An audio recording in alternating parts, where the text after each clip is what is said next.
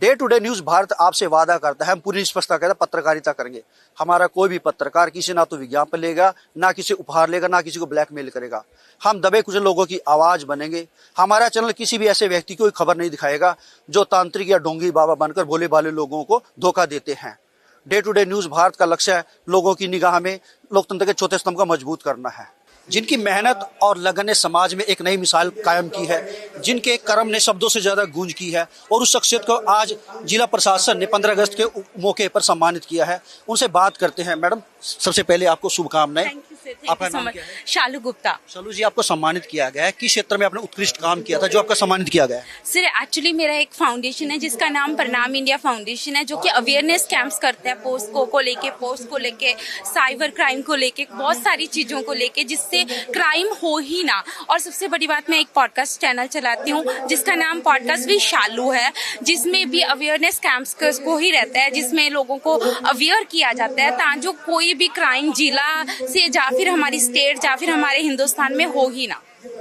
तो जो ये अपने ऑर्गेनाइजेशन है, इसका मेन ऑब्जेक्ट क्या है? किस तरह समाज में आप अवेयरनेस फैला रहे हैं इसको? सर, सबसे बड़ी बात आपको पता होगा कि हमारे बहुत अच्छे एक्ट हैं, पर लोगों को पता ही नहीं है। मैं पोस्ट एक्ट की 26 एक्ट की मेंबर भी हूँ, जहाँ पे बहुत सारे केसेस आते हैं, रेप केसेस भी आते हैं, वैसे भी केसेस आते हैं।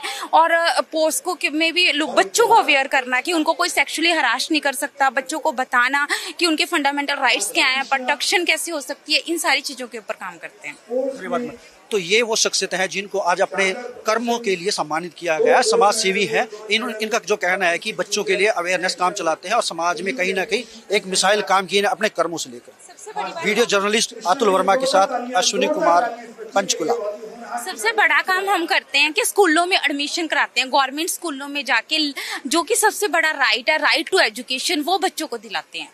क्योंकि पेरेंट्स क्या होते हैं कि वो इतने बिजी होते हैं अपने लेबर काम में, अपने काम में, कि वो बच्चों का एडमिशन ही नहीं करा पाते। फिर मैं खुद जाती हूँ, बहुत सारे बच्चों का एडमिशन करवाती हूँ। अभी तक आपने कितने बच्चों का ऐसा एडमिशन करा? किस स्कूल में? मैंने 21 में, 20 में, जो संस्कृत स्कूल हैं, जो तीनों संस्कृत स्कूल हैं, जिनमें बिल्कुल प्राइमरी बच्चों के एडमिशन होते हैं, 600 से ज्यादा मैं बच्चों का एडमिशन करा चुकी हूँ अभी तक। सर, आपको भी सम्मानित किया गया है। किस क्षेत्र में आपने ये किया था जो उत्कृष्टता का, जो आपको सम्मानित किया गया?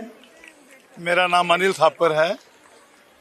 ये मेरे को 5वीं बार सम्मानित किया गया है, और 15 अगस्त को 5 बार, 4 बार मेरे को 26 जनवरी को, और करीब ये मेरा 240वां नेशनल इंटरनेशनल अवार्ड है। मैं गरीब बच्चों को झोंपड़ियों से लेकर, जो बच्चे भीख मांगते थे, कूड़ा उठाते थे, उनको मैं फ्री पढ़ाता हूँ। हमारी एक पाठशाला है, हमारी लंगर सेवा है, मेरी शमशान घाट की सेवा है, और करीब वृद्धाश्रम हो गया। करीब हमारी 45 तरह की हमारी शिरडी साईं सेवा समाज की सेवा चलती है, जो कि काफी सालों से, करीब 35 सालों से मैं ये सेवा करता आ रहा हूँ। तो अभी तक आपने कितने बच्चों की आपने अभी मदद की? हम तो रोज ही करते हैं जी, हम तो रोज कर रहे हैं। मेरे यहाँ पे 200 बच्चा पढ़ता है, 1000 से बच्चा पढ़ के ऊपर जा चुका है बड़े स्कूलों में। बड़े जितनी भी एजुकेशन लेना चाहते हैं हम उनको फ्री करवाते हैं।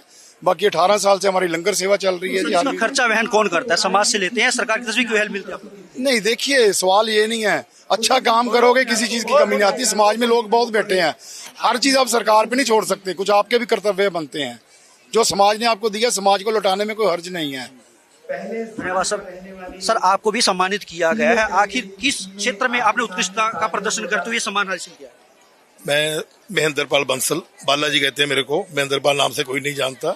37 साल से मैं ब्रह्मलीन स्वामी दीनदयाल जी का शिष्य हूँ। 1993 में मैंने मनसा देवी से लंगर की सेवा चालू की थी।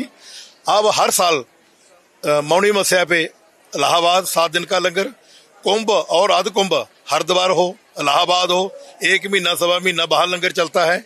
रूटीन में भी जैसे नैना देवी हो गया, चिंतपूर्णी हो गया, ज्वाला जी हो गया, अभी बाबा बगेश्वर धाम जी आए थे, 5 दिन हमने लंगर लगाया। तकरीबन 25-30 हजार लोगों को डेली भोजन था। इसी तरह प्रयागराज में भी 1.25 महीना लंगर लगाया। 25-30 हजार, 8 बजे से लेकर रात के 11 बजे तक हमने रहने की व्यवस्था दी, खाने की व्यवस्था दी।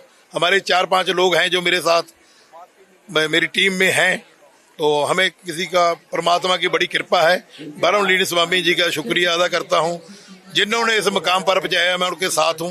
एक भागवत वक्ता थे, आज मेरे को वार्ड लेवल पे उन्होंने मेरा नाम किया है। जितनी भी पुस्तकें लिखी हैं हर पेज पे बाला पंचकूला नाम मिलेगा आपको। तो सर ये आपको प्रेरणा कहाँ से मिली, कैसे आप प्रेरित हुए इसकी? ये मेरे गुरुजी की प्रेरणा थी। मेरे सब तो पहले 1994 में मेरे को लंगर की ड्यूटी उन्होंने हरिद्वार में दी थी। 93 में मैंने मनसा देवी ग्रेन मार्केट का लंगर था अपना पौड़ियों में, तो उसमें मैं लंगर की सेवा करता था 1 साल लगातार, डेली जाना डेली आना, चालू करना बंद करना। उसके बाद मन में क्या आया, हम एक अच्छे परिवार से बिलोंग करते हैं, बरनाला से, डिस्ट्रिक्ट संगरूर से, पर मैंने अपने जैसे मर्जी कह लो उसको घर से निकल गया था। गरीबी, जिसको गरीबी देखी है उसको गरीब की परिभाषा पता है, अमीर को गरीब की परिभाषा नहीं पता। अन्न दान सबसे बड़ा दान है। जब बगवेश्वर धाम जी का जहाँ लंगर लगा कथा का पूर्ण हुआ तो मेरे को, मैं बैठा पाठ पूजा करके 11 बजे फ्री होया, मैं बैठा, मेरे पास गुरुजी आए कि बाला आप इतनी दूर दूर जाके लंगर लगाते हो, आपके पास इतने बड़े बाबा जी आ रहे हैं, सब गरीब जनता आ रही है, उनके लिए कोई अरेंज करो।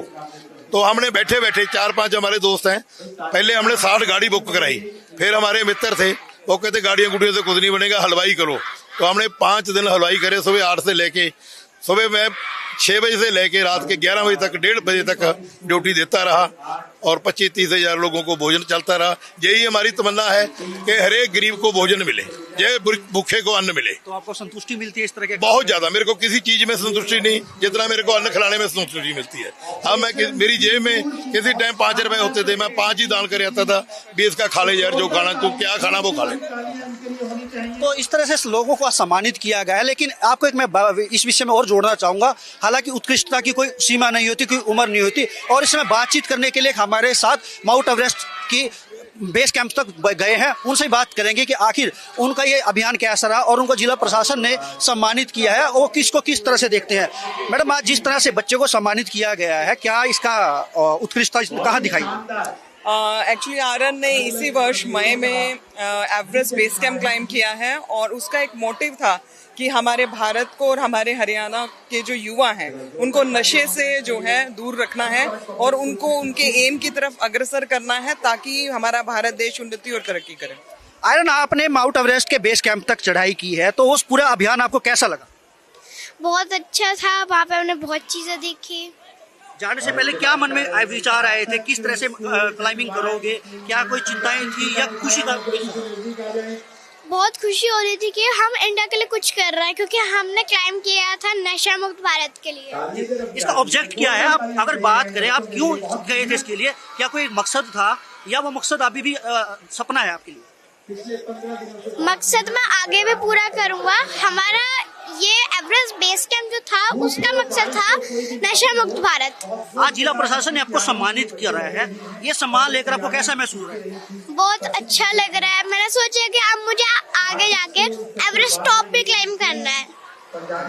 तो देखिए आप बच्चे का हौसला किस तरह से जिला प्रशासन ने बढ़ाया है और उनका कहीं ना कहीं ये कहना है कि भविष्य में ये उसे भी ऊंची चढ़ाई चढ़ेंगे और एक नशा मुक्ति अभियान के खिलाफ इस तरह की जंग जारी रखेंगे। वीडियो जर्नलिस्ट अतुल वर्मा के साथ Ashwini Kumar, day to day news, Bharat, Panchkula.